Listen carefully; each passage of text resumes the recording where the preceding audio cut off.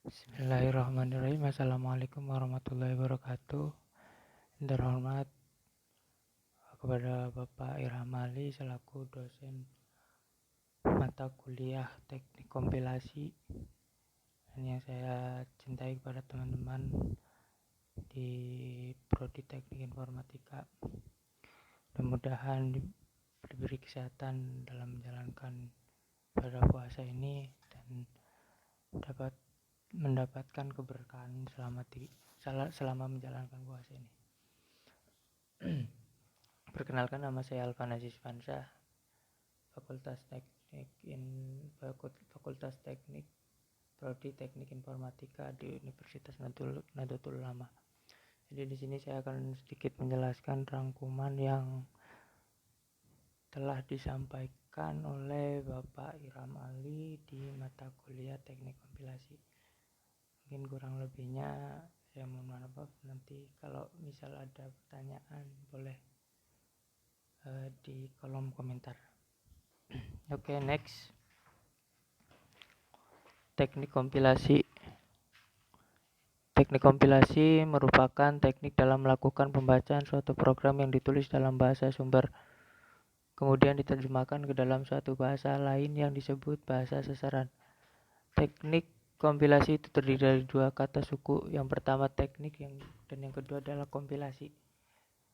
Yang pertama, teknik itu sendiri artinya adalah metode, sedangkan kompilasi itu adalah compiler atau penerjemah. Jadi arti dari teknik kompilasi adalah pembacaan suatu program yang ditulis dalam bahasa sumber, kemudian diterjemahkan ke dalam suatu bahasa lain yang disebut bahasa sasaran. Jadi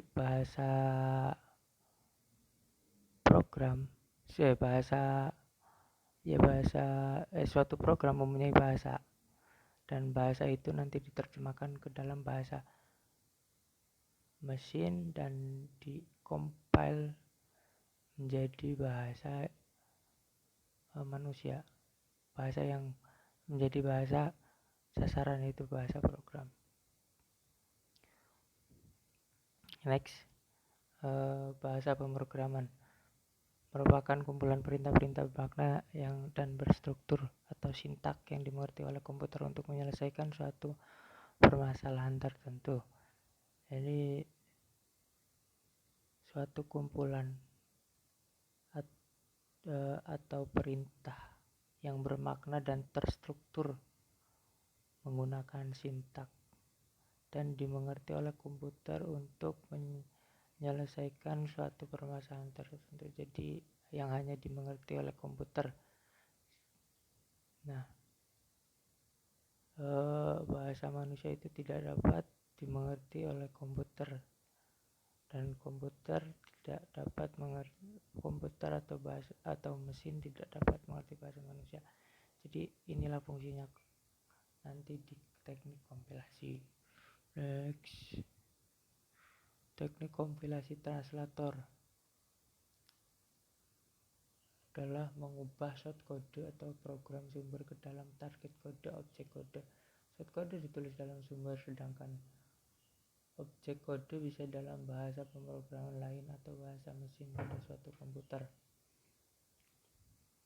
Jadi ini ada jadi di sini adalah perubahan shortcode atau program ke dalam target atau objek dan ditulis dalam sumber, sedangkan objek kode bisa dalam bahasa pemrograman lain atau bahasa mesin suatu komputer. Jadi nanti itu pada translator ada beberapa translator yang hanya dikhususkan untuk satu program saja, dan ada juga yang translator itu bisa menerjemahkan beberapa macam bahasa pemrograman.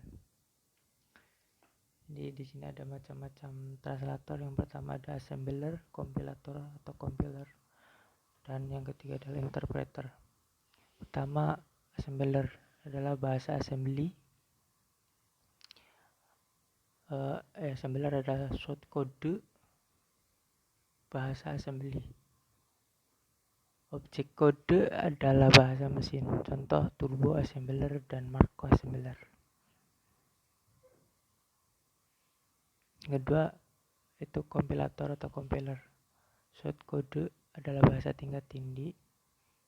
Objek kode adalah bahasa mesin atau bahasa assembly. Short kode dan data diproses pada waktu yang berbeda. Contoh Turbo Pascal, compile time. Contoh itu Turbo Pascal. Compiled time adalah saat perubahan dari short kode ke objek kode, sedangkan runtime adalah saat eksekusi objek kode. Interpreter tidak membangkitkan objek kode. Hasil translasi hanya dapat berbentuk internal. Contoh BASIC, GW, Basic, Libs, Smalltalk. Kode dan data diproses pada saat yang sama.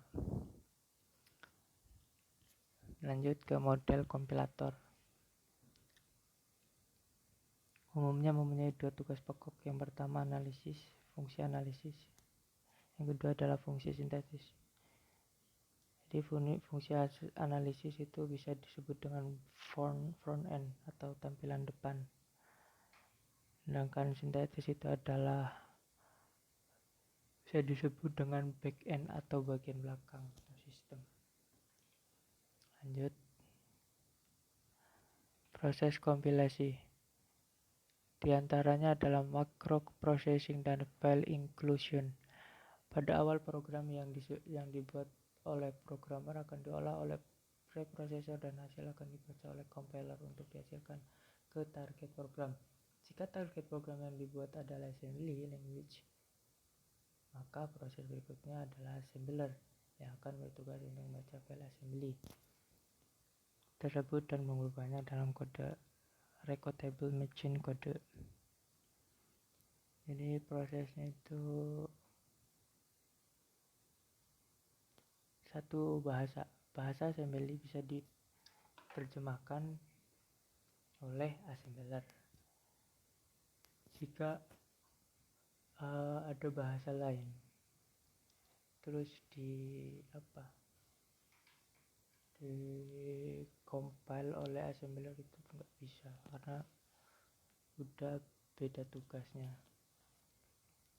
Nah, ini ada perancangan bahasa pemrograman yang saya ambil adalah cuma 5. Jadi sebenarnya masih banyak, cuman ini udah cukup untuk melengkapi perencanaan dalam bahasa pemrograman. Yang pertama adalah bahasa alami atau bahasa natural language atau bahasa asli. Yang kedua ada ilmu matematika, itu aturan-aturan dalam membuat perencanaan bahasa pemrograman. Jadi matematika itu penting banget buat orang yang bikin bahasa yang baru. Jadi nantinya itu ada aturan-aturan dan gak asal-asalan bikin bahasa. Ada aturannya dengan menggunakan ilmu matematika. Kedua ada tujuan perancangan bahasa pemrograman. Nah, tujuan perancangan bahasa ini tujuan pembuatan bahasa yang baru itu apa? Kalau misal tujuannya jelas, terarah, dan terukur, maka boleh. Nantinya bahasa itu bakal banyak yang memakainya. Jika tidak terarah, terukur, dan terancang, nggak punya tujuan, berarti nggak bisa dipakai ini bahasanya. Itu lanjut, itu usability, mudah dipelajari, jadi mudah dimengerti oleh halayak umum. Jadi jangan sampai bikin bahasa pemrograman yang tahu dan yang paham cuma kita sendiri, itu nggak matuk, nggak cocok, susah. Terus efektivitas pemrograman, efektivitas jadi efektif tidak bahasa yang baru ini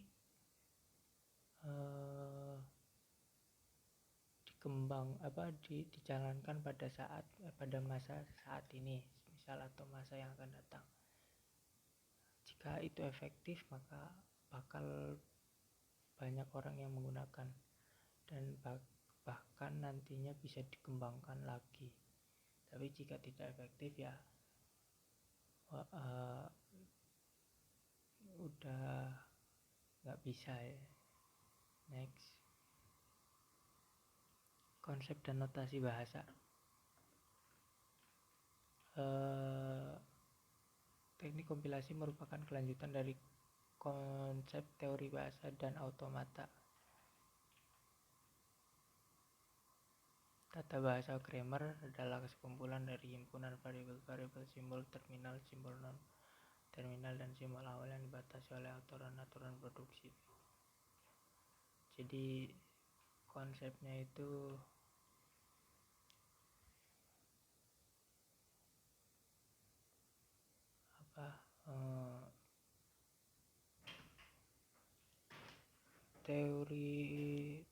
teori bahasa automata.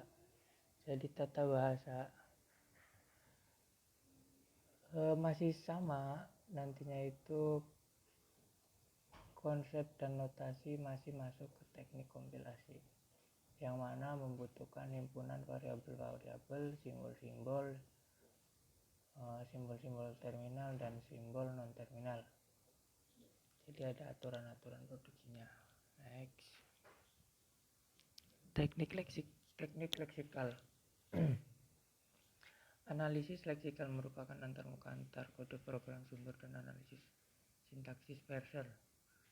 Scanner melakukan pemeriksaan karakter per karakter pada teks maksim masukan, memecahkan sumber program menjadi bagian-bagian tersebut yang disebut dengan token. Analisis leksikal mengajarkan pengelompokan urutan-urutan karakter ke dalam komponen pokok, identifier, delimiter, simbol-simbol, operator, angka, keyword, noise word, blank, komentator, dan seterusnya, menghasilkan suatu token leksikal yang akan digunakan pada analisis sintaks. Jadi leksikal sendiri adalah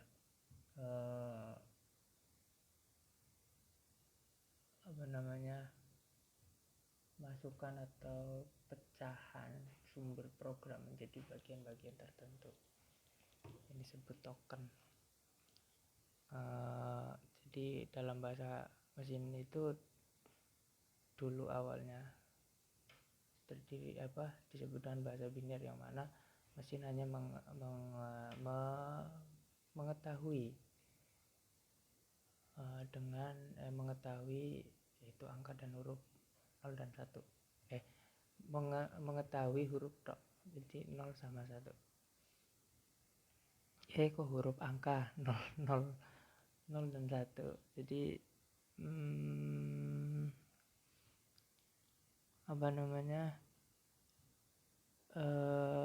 dalam biner itu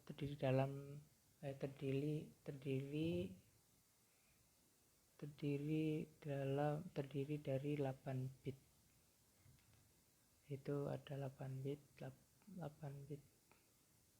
Jadi 0000 111 gitu. Nah, nantinya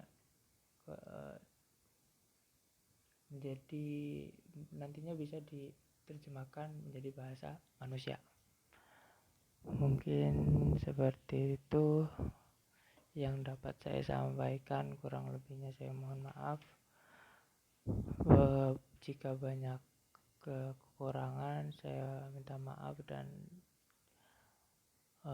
sangat disarankan jika ada masukan atau kritik dan saran boleh dilontarkan di kolom komentar. Semoga kita semua dalam menjalankan ibadah puasa diberi kesehatan dan panjang umur, keberkahan selama bulan puasa ini. Dan mungkin cukup sekian. Wallahul muwaffiq ila aqwamit thoriq. Assalamualaikum warahmatullahi wabarakatuh.